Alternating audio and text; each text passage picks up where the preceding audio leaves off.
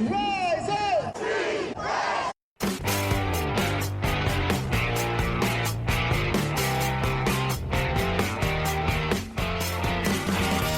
This is the Rise Up See Red podcast, all about the Arizona Cardinals and the NFL, featuring insider and outsider perspectives. Enjoy the best hour of Cardinals talk on the web.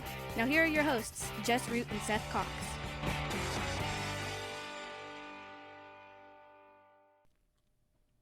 Hello, Arizona Cardinals fans, and welcome to the Rise Up See Red podcast, the best hour of Cardinals talk on the web. I'm your host, Jess Root from CardsWire.com, the USA Today's NFL Wire site, all about the Arizona Cardinals, episode 489. It's our review show. With me is co-host Seth Cox from RevengeOfTheBirds.com, SB Nation's Arizona Cardinals site.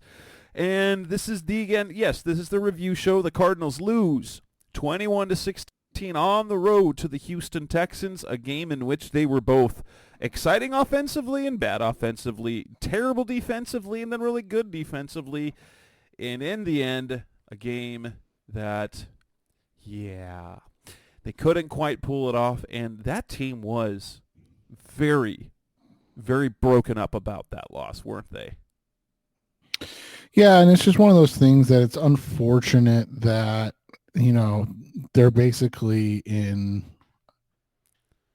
what would you say? Probably week 4 of training camp preseason, basically form with Kyler, and it showed up in a couple big throws that he just missed. And, it's just a rhythm thing, and it's just a situation where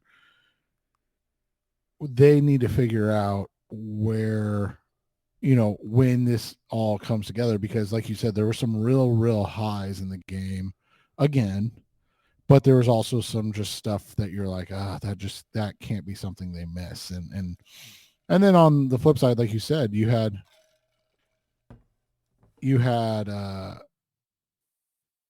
him just, or you had the defense just look completely lost in the first. Literally just looked like they couldn't stop a runny nose, and then in the second half they don't give up any points, and you're like, oh. And so the Jekyll and Hyde of this team is interesting, because would it have been better to have both go cold in one half and both get hot in one half? Could you have rode that to a win more than the offense kind of going? And the ironic thing, and something we'll talk about, is that some of it was just decision making, or maybe overuse of analytics, because they really kind of screwed themselves. And I get it from the perspective of, okay, how long can this defense hold out against what had been a great Texans offense? But at the same time, they answered the call every time. And it's just, obviously hindsight's so easy to make this call, but yes, absolutely. If you just kick that early field goal early in the fourth quarter, then we're probably just having a different conversation, right? Very, very possibly, yes. We want to talk about specifically Kyler. We're going to talk about who we're going to blame. Seth's kind of brought up a bunch of those things. What are we going to blame for this loss? We're going to talk about how close are they to being the team that they want to be this year. And we got more injuries and more adjustments coming. So let's start with the play of Kyler Murray. My goodness, didn't it look like he was going? Well, we both were like, yeah, this is going to be based on what we'd seen from the Texans pass defense. We expected a bit of a shootout. Honestly, we did. We expected a shootout. We expected the Cardinals to be able to pass the ball pretty well, and that it would be kind of an electric game. And it started that way with technically the second play from scrimmage, but third because of a penalty. And Kyler throws a bomb to Rondale Moore, bringing up shades of that first conversation Jonathan Gannon had with Rondale Moore in the building about pew, pew, pew, pew, explosive shots. And, it was exactly what we envisioned, or what we hoped this offense would do with Rondale Moore, and just an absolute bomb and a dime of a throw into the arms of Rondale Moore for a touchdown, and that really got things started. But in the end, Kyler Murray was 20 of 30, 214 yards, a touchdown and interception. He rushed for 51, added a touchdown there as well, and it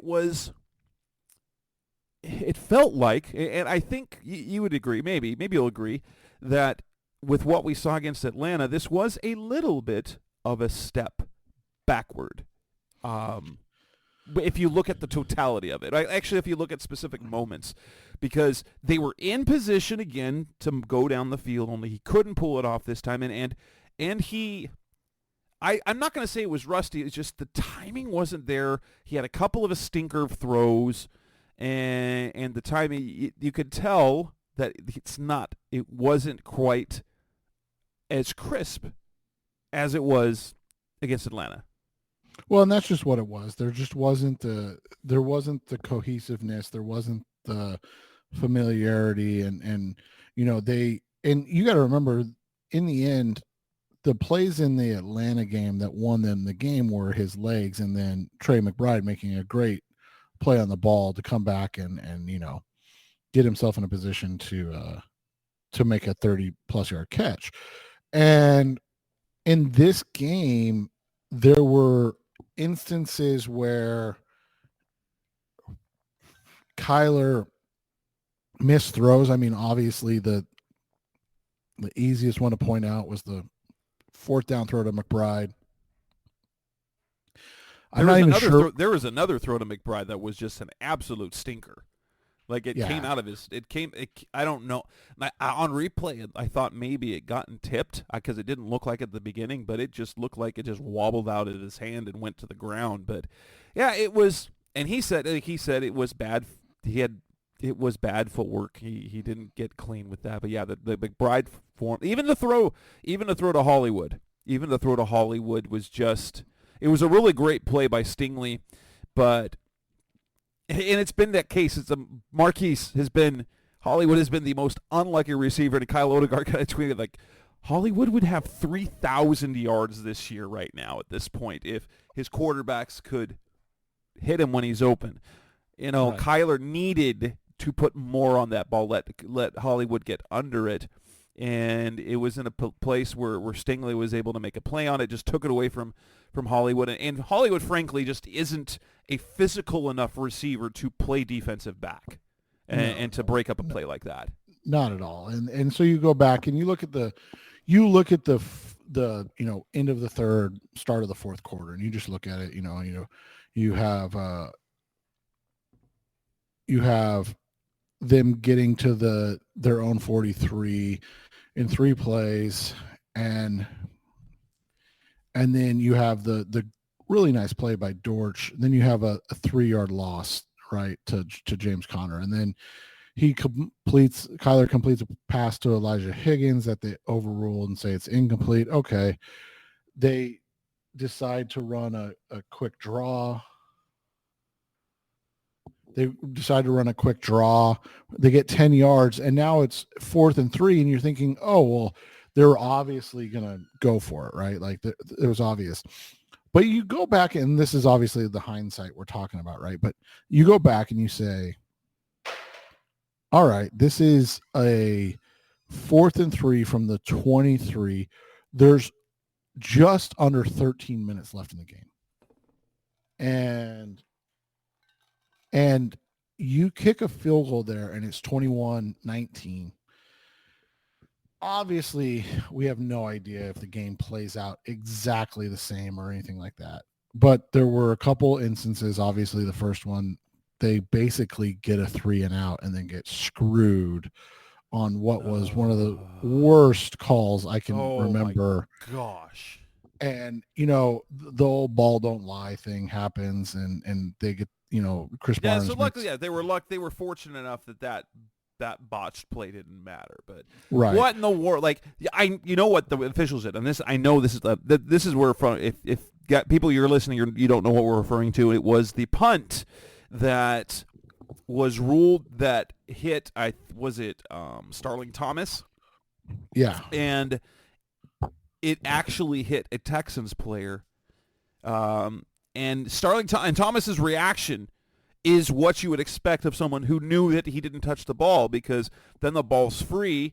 If he was worried about all that he had touched it, he would be trying to recover it. But in that situation, the ball bouncing free, if he tries to jump on it and land on it and it scoots out at all, then the Texans, who had like 5 players right there, and the officials, they ruled it touched the Thomas, and as a result, then because it was a turnover, then they could review it. But then they didn't overturn it on review, even though we thought like it looked pretty obvious that it wasn't Thomas. And obviously you were watching the broadcast as well. I mean, even Gene Steratore was kind of like, I don't know how they came back with this being the, and it happens. And like I said, it ended up not mattering. But you think about that, right? So you kick the field goal, you force the punt. There's 10:50 left in the game after that play. If everything, and even if you get the ball to 25 or whatever, and then you go down and you're at the 45. Now that's a long field goal, but you have a choice at that point, right? So it's 21-19. You can kick a 60-yard or 61-yard field goal, or there's 7+ minutes left in the game, and you can make a decision and say, hey, we're going to punt and pin them deep and kind of force them to have to go the length of the field to ice the game. And again, they make a great play. Obviously they go for it. It doesn't work. That's the play that Jess was referring to when Kyler just didn't get his feet right and missed Trey McBride wide open over the middle of the field. That's on Kyler. I mean, there's no question about that. Then they get the ball back, and again, Houston gets the ball back, and again, they play great defense, and Antonio Hamilton injures himself intercepting a pass from Tank Dell.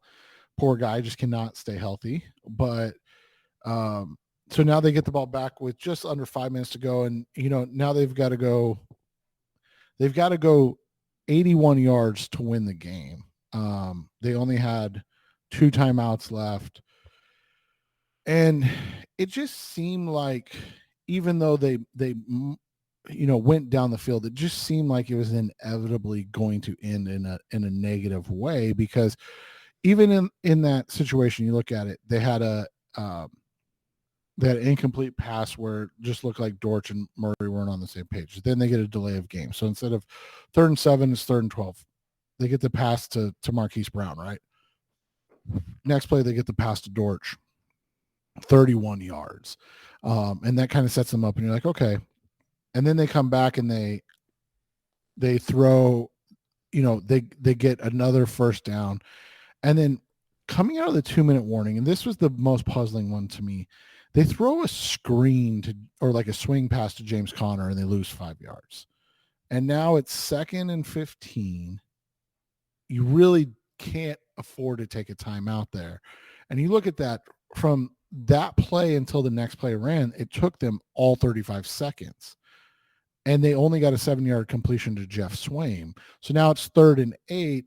And, we talked about the last 2 plays. Christian Harris made a great play, a linebacker that deep in coverage. That was a great play by Christian Harris. Sometimes you have to nod your, tip your cap to the defense.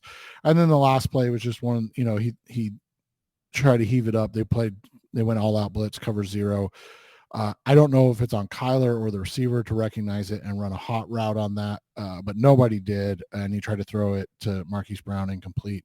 But, you look at it, there were 2 big plays that I thought kind of changed the momentum, and one of them was on Kyler, and we've talked about that. The other one was on Greg Dortch, and Dortch had a really nice game. But on that first 4th down in the 4th quarter, 4th and 3, he runs a 2-yard route and just gets plastered. And because he's 5'7", and right, and if you are that small, you cannot expect to fight your way for another yard. No, and it's just bad. And people would say, well, why did Kyler throw it? Well, Kyler's in that situation. Kyler's expecting that he's running to the 1 yard past the yard marker. So 4th and 3, he's at 4 yards. And you have to remember in the moment, Kyler has no way of knowing if he's at 2 yards or at 4 yards. And so to run a 2-yard route there, that's unfortunate. And we have to, admit that the Texans on those final drives did a really nice job of making sure that Kyler could not beat them with his legs. You look earlier in the game, that's when Kyler Murray got most of his rushing yards, right? But I think he had one 6-yard gain that in the fourth quarter running the ball. And it was just, they were bracketing him and then spying him to make sure like, hey, we're just not going to let this guy scramble to beat us. And that was kind of the difference in the game. And it really changed because I mean, everybody knows how explosive athletically he is. But I think the touchdown run really reminded D'Amico Ryans of like, oh, this guy changes the angles of pursuit, because there were 4 Houston Texans players there and just none of them took the right angle. And well, and when you're watching the play in real time, you thought that thought it was dead in the water. Right. And then he's in the end zone. And you're like, wait, what happened? and so from that, you look at it, you just look at it and you go, okay, that's where the things have to come in. They need to be able to make plays in the receiving game. A lot of it comes down to, you mentioned it.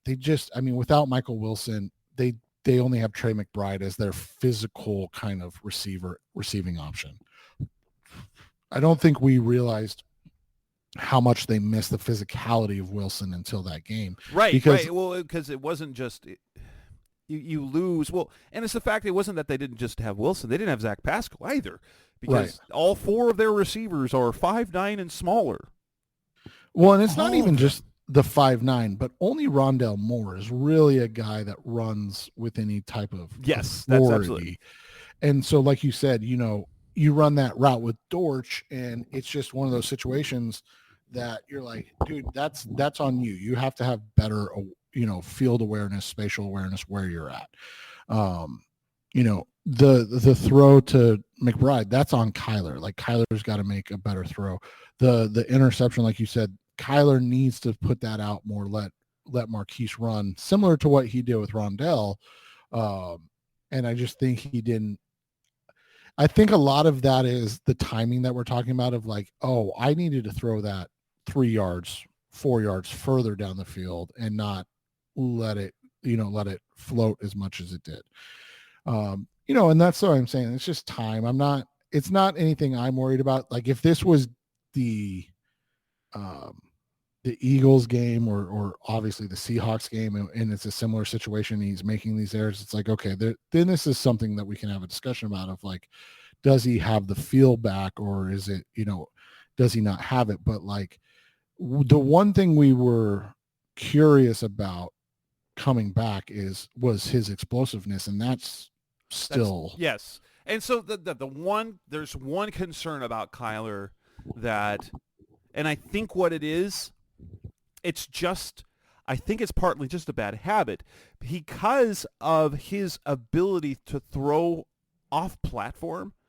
What we don't see enough from him enough, as I said, enough is just, I think in a situation in particular, like the throw to Hollywood, he doesn't do a traditional base for his throws. Like, he doesn't do a traditional step into his throws. In fact, if you see him in practice, what you see him doing is off-balance throws. Like, he's throwing off-platform. He's throwing while his balance is to the side. It's very baseball-like, what he does. And I was just having a conversation with my son about this. Is like the one thing you're going to wonder if he's going to have to do that the traditional square up, step into the throw, mechanics with the hips, shoulders, and arm. As he gets older and his arm strength diminishes, he's going to have to do that more. And I think that's the one bad habit he could do a little bit better, is to, rather than rely on his ability to throw from any platform and angle and balance, is on those particular throws. And a lot of times, even on the deep throws, is he's getting rid of it real quick, and it's almost all arm, and it doesn't even look like a traditional wind up and throw stepping into throw. It's all upper body. And I think that's the one thing that he kind of skips every once in a while, then I think on a few throws would do him good. And I think on the Hollywood throw in particular would have been beneficial for him to get that drive with his leg, stepping into that throw and putting the ball where it needed to go. Yeah, and the one thing you look at is you understand that, I think, and you, like you said, it's something to monitor. It's, is it something he can grow into? Was it something that he was working on before the injury? And so, like, is it just a confidence thing in having that strong base and throwing as he goes, or is it something he can't do? And so, it'll be something to monitor. But I think, when you look at it through 2 games, you have to look at it as trending up. I mean, he still had a top 12 QBR once again. He still put them in a position to win the game again. And like we said, I think, and obviously the easily saying, like, looking at this through hindsight, you had the opportunities to kick those field goals. And I do understand the analytics, but I think that sometimes people just overthink the way the flow of the game is, because that's the whole thing with analytics, right? Is it takes out the emotion or the ebb and flow of the game and just looks at things from the numbers and says, hey, this is, if you go for it here, you have this chance of winning. If you do, but you had to have looked at it and gone, damn, I mean, defensively, we held them without a score in the third quarter. Like, let's kick a field goal and go have a chance to get a stop and then win a game. And instead, they just were chasing those 7 points. And quite frankly, they kept chasing the same points that they missed when they didn't get the 2-point conversion. Let's pin that. Let's come back and let's talk specifically about that. Let's talk, we want to talk about who's to blame. What do we blame most about that game? So coming next on the Rise of Zero podcast, special for Cardinals Talk on the Web, let's talk about that. Where do we want to put the most blame? Was it the defense in the first half? Was it the offense overall? Was it Kyler's specific plays? Was it the game decisions? That's coming next on Rise Up C-Red. We're back on the Rise Up C-Red podcast, special for Cardinals Talk on the Web. Where do we place the blame for this loss? I mean, we're not I don't like playing this game most of the time, but I do see this worth in a game like this where you had a lot of different choices. And I'm going to be with Seth here. It's like, I thought if there's one thing that we could point at, and when you're down 5, I get going for 2. I do, in a sense, because if you do, then okay, then you put yourself into. But if you're early in the third quarter, I often question why you want to chase points, because you're going to have multiple opportunities later when. I don't know. I get it, but I don't. I'm with you. Like, it's just so difficult to chase points. Gungus, your guy over in Revenge of the Birds, a fan that we both respect a whole lot, and he says, when you go for 2 to set it up for a field goal and miss, then the next time you've got to kick the field goal, right? Right. You've got to kick the field goal, and I think, if anything else, that first decision, it's really short-sighted, and I get it to an extent, but if this was it wasn't a 57-yarder. We're talking a 41-yard kick. We're talking a 41-yard quick kick, which is, generally speaking, a gimme. Yeah, And the way Matt then Prater and the way and Prater was booting the ball like was crazy good. He just hammered that 57-yarder, the 55-yarder, whatever it was. But in that situation, take the field goal, take the points. You get within 2, and then you're within a field goal of taking the lead. It's not as efficient, but look at and you look at a couple other teams that are exactly the opposite. You've got Pittsburgh and you've got Denver, who have been doing that all year. Right. And so, you get into field goal rate, you're like, okay, we'll kick a field goal. We're just going to keep this close, and then we'll try to make plays late, rather than trying to get everything early. And I get it, because if you convert and then you score a touchdown and you take a lead, you then can change your game plan a little bit, because then you're playing from ahead. But it feels like you don't trust the defense to get you the ball back, especially as good as they're playing, because, yes, the defense gave them a huge hole. They gave up 21 points, 333 yards. Singletary had over 8 yards at halftime. Stroud had 259 yards and 2 scores at halftime.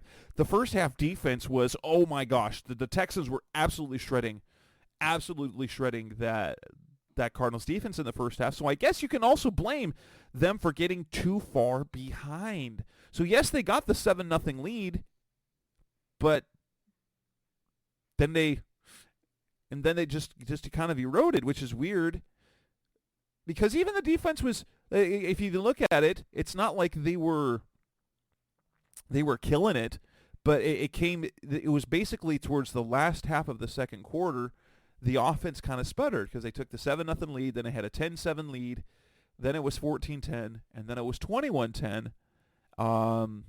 That's where kind of things felt like things fell apart, is that 40-yard touchdown pass over Marco Wilson, and that's when things kind of felt like, oh crap. But then the defense only gave up 86 yards in the second half. They held the Texans scoreless. And when you hold a team scoreless in a second half and you're down 11, you should win the game, right? Yeah, so. Well, especially when you have a scoring drive and then 3 drives that get you within field goal range. Like that's again, to your point, like when you start chasing points early, it's fine, but you have to make the decisions in the correct order. And I feel like that was probably, and I know you just, spelled it out in a much more eloquent fashion, but that was probably one of the bigger mistakes of the game, because instead of just putting yourself in a need to kick a field goal, and let's be honest, that was probably the overall difference in the game, right? Like, instead of just needing to kick a field goal like last week, you are now chasing a touchdown. So everything about your play calling changes. Absolutely. Imagine if they were down 2 points and they were, it wouldn't have felt like that scramble at the end. And that's right. Now, granted, had they gotten within 2, we don't know how the rest plays out, right? Or even if they had just kicked the first extra point. And that's like, I understand the mathematics of it, but with 30 minutes left in the game, or 20 minutes left in the game, or 25 minutes left in the game, it feels like that extra point, like, do you think you're only going to get a field goal after that? Because ultimately, don't you want to stop them and score more points? Right. Yeah, they played it like there was no chance that they were going to get a stop. And that's what the disappointing portion of it was, is that they put themselves in a position where they had a chance and they kind of blew it. And honestly, they've been bad at 2-point conversions this year. They've been bad. Yeah, and you would think with Kyler back it would have been a little bit easier, but yeah, they, like you said, it was probably just a bad a bad sequence of events overall. And so if I'm going to place blame, that's the one thing in terms of coaching. The coaching decisions made it harder because they were in scoring position. Now, they were like, yes, that fourth down throw was bad. That should have been a play. And we've heard like years ago, Bruce Arians, when it was a questionable decision, but the play was there, he doubled down. No, it was the right decision. The players needed to execute. And so, at some level, yes. Okay, at some level, that does make sense because if the play was there, Cliff said that sometimes too. We liked the look. That was the right play. It just didn't happen. It wasn't executed right. But if you're in a situation, you have to execute. You've got to execute that. So it's kind of the whole thing. And should you give up 333 yards in the first half? No. But you also shouldn't only score 6 points in a second half with your starting quarterback back. But especially when the defense is takes the ball away from C.J. Stroud 3 times. I mean, he'd only had 2 interceptions all year, and they pick him off 3 times. Like that's an extremely great performance by a defense, especially in the second half when you're giving your offense a chance, and when your defense is doing that, and you've got your starting quarterback. That's where that should happen, and it just didn't. It just didn't, and that was the bummer. Yeah, and it's just interesting to see that they're in the position now, and it's, I really just do think it's about time and cohesiveness, and as that continues to grow, that they'll be in a better spot, and they'll be able to pull out some wins because, like we said, you're probably looking at 2 to 3 being the goal, and now 6 games left, and that I think 2 to 3 is still a realistic goal. Yeah. And oh my gosh, I didn't remember this. I was looking at the box score. I'm like, I don't remember when B.J. Ojulari got a sack. Was it a full sack or a half a sack? It was a full sack. He has a full sack. Oh, okay. That was for a 1-yard loss. Yeah, I missed it too. It might have been when Stroud started to scramble. That's the only thing I can think. Maybe. So, but yeah, I mean, I thought overall they, And what the heck? Cashman, their linebacker, the game he had? Yeah. 19 tackles and a sack? Whoa. So looking at that, how much, if we want to spread out, this is a radio show type thing rather than, our podcast. We don't normally go like this. If you were to assign percentage of blame, the defense, the offense, Kyler, and then the fourth down decisions. How do you divvy up the percentages? I would I put, I think it would be 50% of the blame goes to the fourth down decisions. I think I would too. 25% goes to Kyler and 25% goes to the defense because I think they both had a bad half, but those decisions led to the issues that Kyler had being more pronounced, I guess you could say. Yeah, that makes sense. Coming up next on the Rise Up See Red podcast, the best hour of Cardinals talk on the web. How close are the Cardinals to being the team that they want to be? That's coming up next on Rise Up See Red. We're back on the Rise of C-Red podcast, the best hour of Cardinals talk on the web. How close are the Cardinals? This is a Cardinals team that with Kyler back, they won a game down the stretch on a game-ending drive, were in position to win, and after that game, the players were not good. Kyler sat at his locker forever, just very dejected about how they had plays to make that they just didn't do, that the defense balled out in the second half, and they couldn't convert. This is a team, and Josh Woods, he made the comments like, I've been on some bad teams. This is not a bad team. This team is different. And so the question comes to be, how close are they? So on paper, 2-9. They have the second pick in the draft right now. They're the second worst team in the NFL, and they don't have a good defense and they don't have a good offense, like statistically. But if you watch this team play, you can see they're not terrible.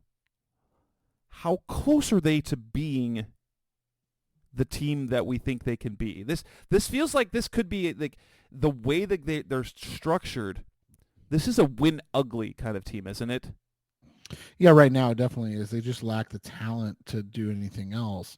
But they're so well coached, especially on defense, and they're prepared, and those are things that you can't really count on or discount. And so that's the biggest thing I'm kind of looking at right now is you have to look at it and say that they're in positions, and so now it's about, can they overcome the lack of talent? And it's, I don't know how you feel, but if you looked at this just on paper, that you would think that the Texans were the better team, right? Like offensively, defensively, they just have more dudes. And so for the Cardinals to be in a position to win a game or win the game, it shows that they're close. And the guy at Turf Show Times was asking about that overall, and I said, and I said, by the way, is the Rams blog for SB. Oh yeah, and so they were doing their behind enemy lines or 5 good questions preview for the Rams game. So this is where this comes up from. Yeah, and I said, I would love to get your take on it. You look at a lot of things. I think they're 9th overall in sacks on the team, or in the NFL, 9th. They're 30th in pressure rate. What? And yeah, and then they're dead last in quarterback hits, like dead last in quarterback hit percentage. And so they scheme extremely well to get sacks, but they don't have a singular guy that you're just like, hey, this is a guy that can cause havoc over and over and over again, rushing the passer, right? And then you look at it,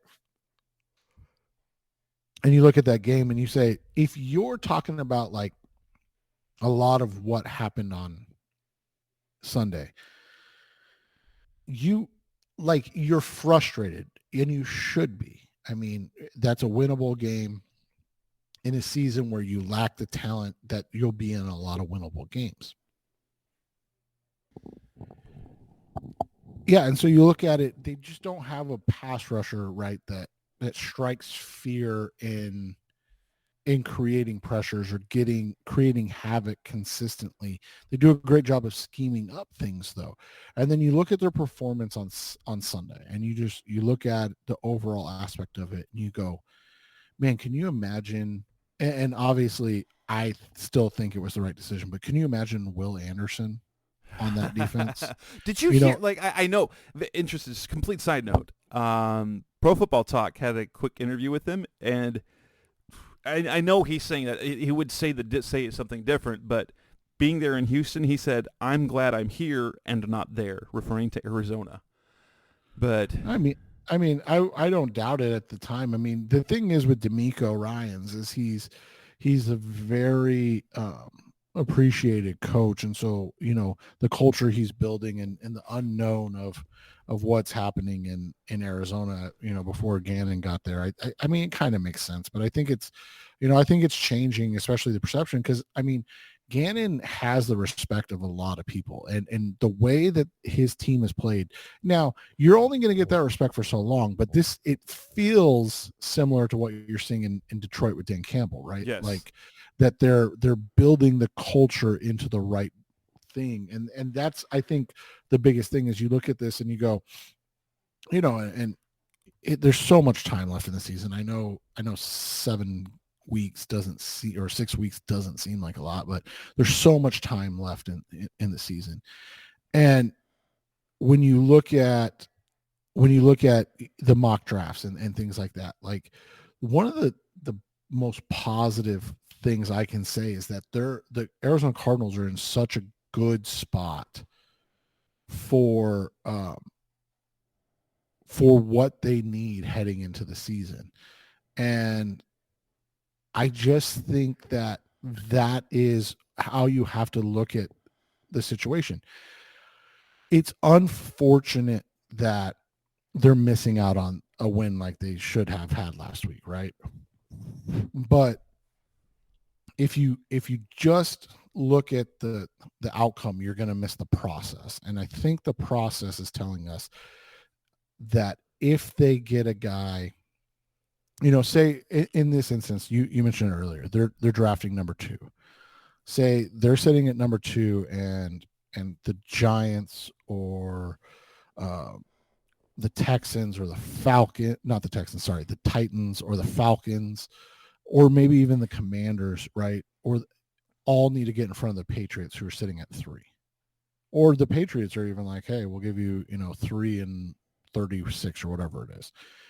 You can make that move and move down, and you can get, maybe you miss out on Marvin Harrison Jr. and he looks like he's going to be phenomenal. But you can get, a guy that helps out along the offensive line. And then you look at that pick later in the draft right now, and there's just so many enticing guys that could fit in on this defense, where realistically, I mean, if you look at this defense outside of the safeties and pre-injury this week, of course, Kaiser White, what guy are you looking at going, oh, they don't need to worry about replacing him or finding somebody better than him? No, literally every position. You're like, oh, you look at everyone, you're like, he's nice, but you could definitely do better. Like everyone in their front 7, except for White, you're like, you could do better. Yeah, and so that's how you have to look at this. Like, it sucks. Trust me. Jess and I have been fans forever. Jess has been covering the team for over a decade now. I've been in for covering them for about a decade. It's much more fun when we're having conversations about competing for playoff positioning and things of that nature. But the reality is right now that they just lack the talent.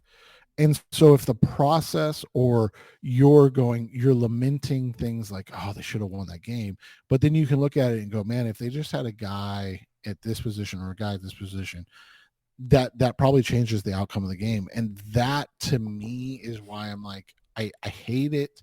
I hate that they lost. I hate all of that. But at the same time, I'm going, all right, maybe having the second or third pick, or the second pick, isn't the worst thing in the world, because you kind of control the draft. Like, you're able to manipulate and like the draft. Even if you're dead set on Marvin Harrison Jr., okay, you have the number 2 pick, you can do what Ossenfort did last year: trade back, trade up, if that's who you really want. And apparently, they really wanted Paris and future picks, so I'm sure Will Anderson was on their radar, but if given the choice between Anderson and normal picks or Paris Johnson and many picks, they were like Johnson they felt that Johnson is a good enough cornerstone tackle that you're like, yeah, he's worth that. He's worth that still. And so that's the way you have to look at it. And I think right now this is it's just one of the situations where I think that it's unfortunate, but you also have to, being patient is probably the wrong word, but you have to understand where you're at in the process and understand that you're not close to being at the end result. Because if this is the end result, then yes, this is obviously completely, useless and a waste of time and blah, blah, blah. But I think with how close they seem to be, that you have to be excited about, like, hey, once they get some more high level NFL talent. And that's, again, I hate bringing this up almost every week, but that's the other reason that Jess and I are just like, unless it's just so bad with Kyler, you can't move on, because it just, whether it's the draft pick at 2 or 1 or 3 or whatever, or the free agency money, like you're really cutting your nose off to spite your face at that point, because you're saying like, okay, we lack all this talent, but we have to get a new quarterback. Okay, well, so your best trade chip, your number 2 pick, is gone, because you can't trade that pick away and then just go pick somebody, right? Like we've seen how that works. And then obviously I would assume you're not keeping Kyler on the roster. So now you're saying goodbye. You're saying goodbye to $40 million in free agency money. So like all of a sudden you're like, okay, well, we're going to sacrifice the talent again for one more year to get this quarterback to have in-house for a year, where, okay, maybe instead of winning 3 games, now we win 4 games. And then in 2025 we can compete. I just don't see how a fan base, a coaching staff, I don't see how an organization can sell that. You know what I'm saying? It doesn't work very well. Absolutely. Coming next on the Rise of Zero podcast, best of Cardinals talk on the web. There's more injuries to 2 more defensive starters. How are the Cardinals going to handle that moving forward? That's coming next in Rise of Red. We're back on the Rise of Red podcast, best of Cardinals talk on the web. Cardinals suffered 2 big starter injuries in the third. At least it looks like. We'll see about Antonio Hamilton. 3 guys left the game. Antonio Hamilton did something with his groin on the interception, which was a great play, but the way he came off the field, you're like, he's probably not playing next week. Kaiser White left the game. It was first reported as an elbow and a shoulder. Turns out he tore his biceps. He's done for the year. And then Lecky Fotu left with a hand injury. Turns out to be a broken bone in his hand, and despite an initial report from Ian Rappaport saying that he could get surgery and might not miss any time, the Cardinals put him on IR with White today, reporting Tuesday. So he's done until, at best, he can play in the final 2 games. So that makes now 3 defensive linemen, 2 of them who were starters to start the season, and a third who was starter in Caliban, Carlos Watkins, that are on injured reserve. That is the third torn biceps that we've dealt with, that, L.J. Collier, Carlos Watkins, and now Kaiser White. What, at least at linebacker, having Chris Barnes, I think he's not at the same level as White, but I think you feel better about that situation than the defensive line. It looks like I thought maybe they would, but how they changed it on Sunday is that Josh Woods became the green dot guy, had the signal caller, and they brought in Barnes to play the Woods role. We'll see if that is reversed this week. If they bring in Barnes to play the mic, and then Woods plays what his normal role would be. But that defensive line keeps taking hits, and they keep adding guys, and they get a little production, and it's really unfortunate because Fotu is having the best year of his career. Like, he was being impactful this year for the first time in his career. With his first 3 years, it looked like he was, and I will say, Lecky Fotu was one of my favorite picks in that draft because of the potential that he had, and he just never did much in the Cardinals defense for the last 3 years. And this year, playing basically a traditional nose tackle and building the role a little bit like that, he had 2.5 sacks. He's been impactful. He's been healthy, and now he's out for 4 weeks. Can they really afford to take any more hits on that D-line? Right, and that's been the crazy thing, and goes back to my point of the process is just, it's fine because, Fotu was a starter, don't get me wrong, but he was the least utilized starter when everybody was healthy, which was 2 games. So, I mean, who knows how it would have played out over the season. But he was going to be the least utilized starter. And now, he was playing out of necessity, 40 to 50% of the snaps. And so this is just a situation where I just truly,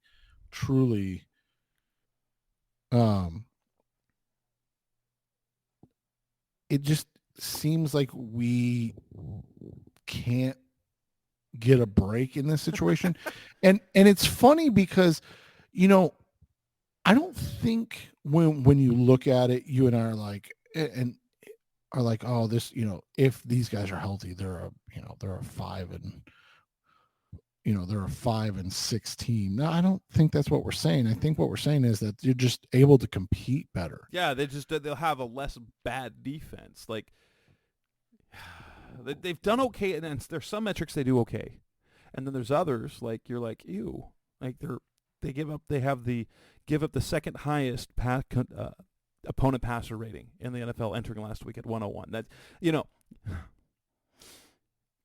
at a passer rating against of 101 context, and they had a historically bad one back in 2018. It was like 109, but 101. This basically, on average, every quarterback is a Pro Bowl All-Pro against you in terms of passer rating, as opposed to like back in 2018 or 2019, I don't remember which year it was, and they were giving up like a 109. That's like opposing quarterbacks were Hall of Famers against you for an entire year.